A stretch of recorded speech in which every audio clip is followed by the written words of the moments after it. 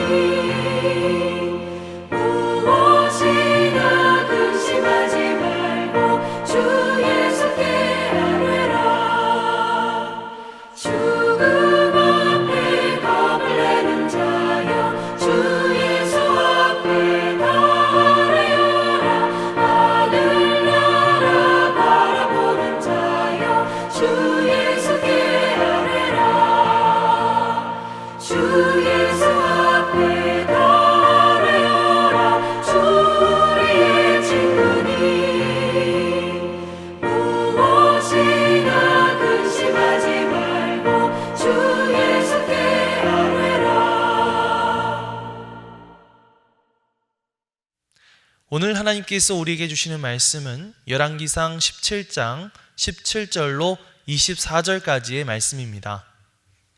이 일 후에 그 집 주인 되는 여인의 아들이 병들어 증세가 심히 위중하다가 숨이 끊어진지라. 여인이 엘리야에게 이르되 하나님의 사람이여 당신이 나와 더불어 무슨 상관이 있기로 내 죄를 생각나게 하고 또 내 아들을 죽게 하려고 내게 오셨나이까.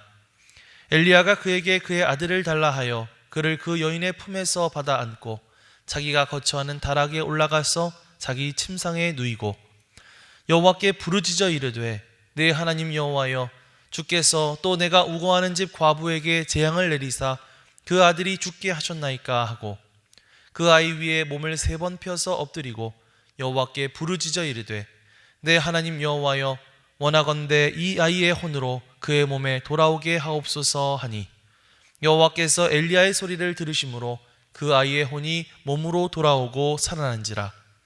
엘리야가 그 아이를 안고 다락에서 방으로 내려가서 그의 어머니에게 주며 이르되 보라 내 아들이 살아났느니라. 여인이 엘리야에게 이르되 내가 이제야 당신은 하나님의 사람이시요 당신의 입에 있는 여호와의 말씀이 진실한 줄 아노라 하니라. 이는 하나님의 말씀입니다. 아멘. 할렐루야. 오늘도 말씀을 듣는 여러분의 심령 가운데 주의 성령께서 함께해 주시기를 주님의 이름으로 간절히 축원합니다. 오늘 말씀의 배경은 북이스라엘의 아합 왕 시대입니다. 성경은 아합 왕이 그 이전에 그 어떤 왕들보다도 더 악한 왕이었다고 평가하고 있는데요. 아합과 왕비 이세벨은 하나님이 아닌 바알과 아세라 우상을 섬기는 죄악도 저질렀죠. 그래서 하나님은 엘리야 선지자를 아합에게 보내셔서 그 벌로 이스라엘 땅에 가뭄이 들게 될 것이다 라고 말씀하셨습니다. 엘리야는 가뭄으로 인해 먹을 것이 다 떨어져 죽음을 앞두고 있는 사르밧 지방 과부와 그의 아들을 만나게 되는데요. 하나님은 이들에게 은혜를 베푸셔서 밀가루와 기름이 떨어지지 않는 그런 복을 받게 하십니다. 엄청난 은혜를 입게 된 사르밧 과부는 감사의 의미로 엘리야를 자기 집으로 모시며 극진히 대접하게 되죠. 오늘 이야기는 그런 사건이 있은 이후에 벌어진 일입니다. 하루는 사르밧 과부의 아들이 병에 걸렸습니다. 그 병세가 무척 위중했고 결국 그 아들은 그 병으로 인해 죽고 말았습니다. 이 사르밧 과부는 어머니로서 정말 가슴이 찢어질 듯 아팠을 것입니다. 가뭄으로 인해 정말 굶어 죽을 뻔한 그런 상황 가운데서 엘리야를 만나게 되어 그 먹을 것에 대한 문제가 해결받게 되고 정말 이제는 살았구나 싶었겠죠. 그런데 생각지도 못한 위중한 병에 걸려서 아들이 세상을 떠나게 되다니 불행도 이런 불행이 어디에 있겠습니까? 이런 상황에서 사르밧 과부는 어떤 마음이었을까요? 자녀가 잘못되면 왠지 모든 것이 다 내 책임일 것처럼 느껴지는 것이 부모의 마음이겠죠. 그래서 엘리야 앞에서 엎드려 이 사르밧 과부는 절규하게 됩니다. 엘리야도 굉장히 난감했을 것 같아요. 하나님도 무심하시지. 아니 굶어 죽어가는 이 아이를 간신히 살린 지 얼마 되지도 않았는데 결국 병으로 죽게 되다니 너무나 허망하고 또 그 엄마가 너무 불쌍했을 겁니다. 그래서 엘리야가 무엇을 하게 됩니까? 하나님 앞에 기도를 하게 되죠. 하나님 앞에 엎드려 간구하며 아주 간절히 기도하기 시작합니다. 19절에서 22절 말씀을 함께 보겠습니다. 엘리야가 그에게 그의 아들을 달라 하여 그를 그 여인의 품에서 받아 안고 자기가 거처하는 다락에 올라가서 자기 침상에 누이고 여호와께 부르짖어 이르되 내 하나님 여호와여 주께서 또 내가 우고하는 집 과부에게 재앙을 내리사 그 아들이 죽게 하셨나이까 하고 그 아이 위에 몸을 3번 펴서 엎드리고 여호와께 부르짖어 이르되 내 하나님 여호와여 원하건대 이 아이의 혼으로 그의 몸에 돌아오게 하옵소서 하니 여호와께서 엘리야의 소리를 들으심으로 그 아이의 혼이 몸으로 돌아오고 살아난지라. 아멘. 엘리야는 간절히 기도합니다. 뭐라고 기도합니까? 하나님, 어째서 제가 머무는 이 과부의 집에 이러한 재앙을 내리셨습니까? 주님, 제발 이 아이의 영혼이 다시 돌아오게 하옵소서. 엘리야가 정말 얼마나 간절히 기도했을까요? 먼저 엘리야는 아이 위에 몸을 3번이나 펴서 엎드렸다라고 말하고 있는데요. 이것은 고대 근동 사람들의 어떤 생각인데 그렇게 하게 됐을 때 이 환자가 가지고 있는 질병이 치유자에게 옮겨온다라고 생각했기 때문입니다. 사실 정말 그렇게 된다고 한다면 그 아이의 그 죽음이 이 엘리야에게 옮겨오게 되고 그렇게 되면 엘리야가 죽을 수도 있는 그런 상황이지만은 엘리야는 그런 것들을 기꺼이 각오하는 마음으로 정말 간절히 그 아이 위에 몸을 포개며 간절히 기도했던 것입니다. 뿐만 아니라 엘리야는 하나님 앞에 부르짖어 기도했다라고 말하고 있죠. 성경을 보면 20절에도 엘리야가 여호와께 부르짖어 이르되 또 21절에도 여호와께 부르짖어 이르되 이 2번씩이나 부르짖었다라고 하는 표현이 사용되고 있습니다. 이것은 그만큼 엘리야가 정말 힘을 다해 하나님 앞에 간절히 기도했다라고 하는 뜻이겠죠. 여러분 결국 어떻게 되었을까요? 하나님께서 엘리야의 소리를 들으셨다. 그리고 엘리야의 간절한 기도대로 그 아이의 혼이 몸으로 되돌아와서 그 아이가 살게 되었다 라고 말하고 있습니다. 우리는 이러한 엘리야의 모습을 통해서 이 기도에 대한 큰 도전을 받게 되는 것 같습니다. 여러분, 엘리야는 어떤 사람인가요? 구약 성경에 나타난 이 최고의 선지자로 손꼽히는 사람이 바로 이 엘리야 아니겠습니까?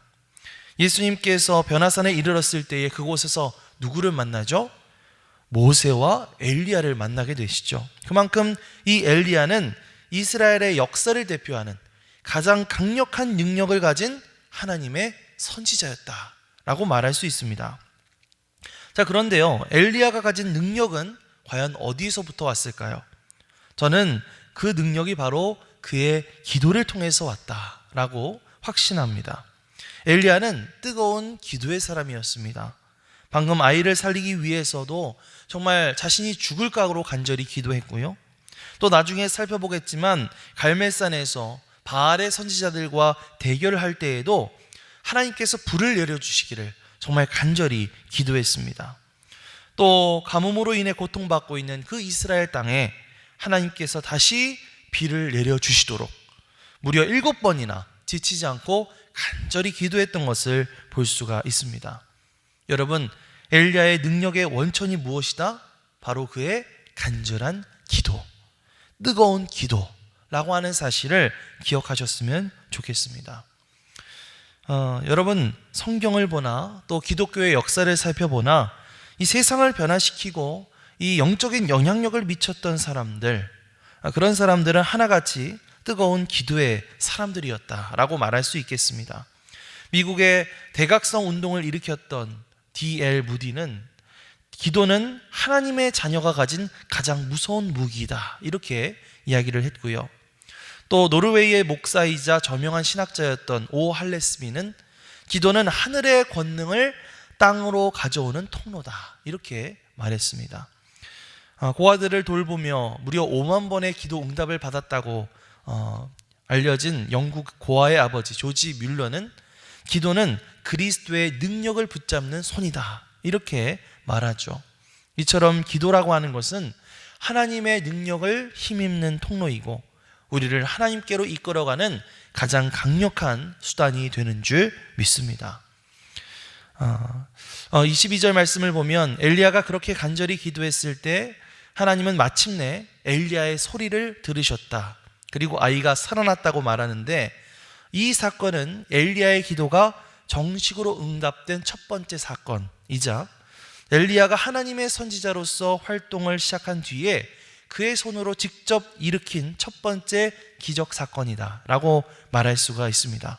하나님께서 엘리야의 그 간절히 기도하는 그 기도의 소리를 들으셨던 것처럼 마찬가지로 오늘 우리가 주님 앞에 간절히 기도하며 나아갈 때에 하나님께서 그 기도를 들어주시고 응답해 주실 줄 믿습니다.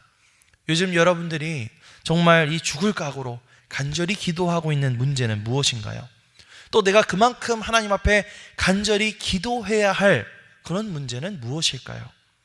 예레미야 33장 3절 말씀을 보면 너는 내게 부르짖으라 내가 내게 응답하겠고 내가 알지 못하는 크고 은밀한 일을 내게 보이리라 라고 말씀하고 있습니다. 오늘도 하나님께서 우리에게 보여주실 그 크고 은밀한 일들을 기대하는 마음으로 하나님 앞에 간절히 부르짖어 기도하며 나아갈 수 있는 저와 여러분들이 되시기를 주님의 이름으로 간절히 축원합니다. 자, 그렇게 해서 이 아이가 죽음에서부터 다시 살아났을 때 물론 엘리야도 너무나 기뻤겠지만 누구보다도 누가 기뻤을까요? 바로 그의 어머니 사르밧 과부가 누구보다도 기뻤겠죠. 그는 엘리야 앞에 엎드려서 이렇게 고백하게 됩니다. 24절 말씀입니다. 여인이 엘리야에게 이르되 내가 이제야 당신은 하나님의 사람이시요 당신의 입에 있는 여호와의 말씀이 진실한 줄 아노라 하니라. 아멘. 여인이 엘리야에게 뭐라고 말합니까? 내가 이제야 당신이 하나님의 사람이라는 걸 알겠습니다 라고 말하죠. 이 말은 어떻게 보면 엘리야에게 약간 기분 나쁜 말일 수도 있을 것 같아요. 아니 이제야 이제야라니? 지금까지는 엘리야가 하나님의 사람이라는 것에 대해서 의심하고 또 엘리야가 하는 말을 다 미심쩍어 했다는 말일까? 그런 생각이 들 수도 있었을 것 같아요. 아마 처음부터 그렇지는 않았을 것입니다. 이미 이 여인은 정말 놀라운 경험들을 많이 하지 않았습니까? 굶어 죽기 직전의 위기였던 이 여인은 이 엘리야를 통해서 통에 밀가루가 떨어지지 않고 병에 기름이 떨어지지 않는 그런 놀라운 은혜를 경험했죠. 또 그 경험은 지금까지 계속되고 있었을 것입니다. 그런데 사람의 마음이 참 간사하죠. 어느 순간부터 그런 마음에 어떤 의심이 싹트기 시작하고 엘리야를 향한 또 하나님을 향한 그 믿음이 흐트러지고 있었던 것입니다. 하지만 여인은 이 아들이 죽었다가 다시 살아나는 이러한 사건들, 이러한 과정들을 통해서 흔들렸던 그 믿음을 다시 한번 붙잡고 엘리야와 또 하나님에 대한 새로운 확신을 하게 되었던 것입니다. 어떻게 보면 하나님은 그 사르밧 과부의 아들의 죽음과 또 다시 살아나는 그런 사건들을 통해서 사르밧 과부를 새롭게 만나주시고 그녀에게 새로운 믿음과 확신을 안겨주시려고 했던 것이죠. 이와 같은 맥락에서 생각해 볼 때에 우리는 우리의 삶 속에서 만나는 여러 가지 어려움들과 고난을 통해서 하나님을 새롭게 만나고 다시 경험할 수가 있게 된다는 사실을 깨닫게 됩니다. 때로는 정말 말도 안 되는 어려움과 또 생각지도 못한 고난이 찾아올 때가 있죠. 그래서 잠시 이성을 잃고 하나님을 막 원망하고 하나님께 분노하고 짜증낼 때도 있습니다. 하지만 하나님께서는 오히려 그러한 시간들을 통해서 우리의 믿음을 다시 한번 돌아보게 하시고 점검하게 하신다는 것입니다. 어떤 문제가 터졌을 때는 막상 하나님을 향해 불평불만하지만은 정작 하나님의 은혜로 그 문제들이 다 해결되고 나면 내가 왜 이런 것들을 걱정하고 두려워하고 있었지? 생각하면서 뭔가 하나님 앞에 죄송한 마음, 그러면서 하나님을 더욱더 신뢰하는 마음들이 생기게 되는 것이죠. 사랑하는 성도 여러분, 오늘 여러분들이 겪고 있는 고난 혹은 어려움은 과연 무엇입니까? 지금 그 시간들을 보내는 것들이 참 고통스럽고 좀 힘든 시간들일 수도 있겠지만은 한편으로는 이러한 시간을 통해서 하나님을 향한 내 자신의 믿음을 다시 한번 점검해보는 기회가 되시기를 바랍니다. 더 나아가서 사르밧 과부가 하나님의 은혜로 아들이 살아난 이후에 내가 이제 확실히 알겠습니다, 이렇게 힘차게 고백했던 것처럼 이러한 모든 시간들을 통해서 우리가 하나님의 일하심을 새롭게 경험하고 또 하나님을 새롭게 만나고 더 이전보다 더 확실한 그런 믿음의 고백을 드리며 나아갈 수 있었으면 좋겠습니다. 우리 모두가 이 모든 시간들을 통해서 하나님을 향한 그 믿음의 고백을 다시 한번 고백하며 나아갈 수 있는 그런 저와 여러분들이 되시기를 주님의 이름으로 간절히 축원합니다. 아멘. 기도하겠습니다. 하나님 감사합니다. 사르밧 과부의 아들이 죽었다가 다시 살아난 이 사건을 돌아보며 오늘 우리 자신의 모습들을 다시 한번 되돌아보게 하심에 감사를 드립니다. 엘리야가 죽음을 각오하고 하나님 앞에 간절히 기도했던 것처럼 오늘 우리도 하나님 앞에 그 간절한 마음을 가지고 기도하며 나갈 수 있는 기도의 사람들로 세워 주시옵소서. 사르밧 여인이 이 사건을 통해서 새롭게 하나님을 경험하고 새롭게 고백하였던 것처럼 우리에게도 다가오는 이러한 고난을 통해서 우리가 하나님의 일하심을 새롭게 발견하고 그 안에서 하나님을 새롭게 경험하고 고백하는 그런 시간들 될 수 있도록 우리를 인도하여 주시옵소서. 감사드리며 예수 그리스도의 이름으로 기도드리옵나이다. 아멘. 하늘에 계신 우리 아버지여, 이름이 거룩히 여김을 받으시오며 나라가 임하시오며 뜻이 하늘에서 이루어진 것 같이 땅에서도 이루어지이다. 오늘 우리에게 일용할 양식을 주시옵고 우리가 우리에게 죄 지은 자를 사하여 준 것 같이 우리 죄를 사하여 주시옵고 우리를 시험에 들게 하지 마시옵고 다만 악에서 구하시옵소서. 나라와 권세와 영광이 아버지께 영원히 있사옵나이다. 아멘.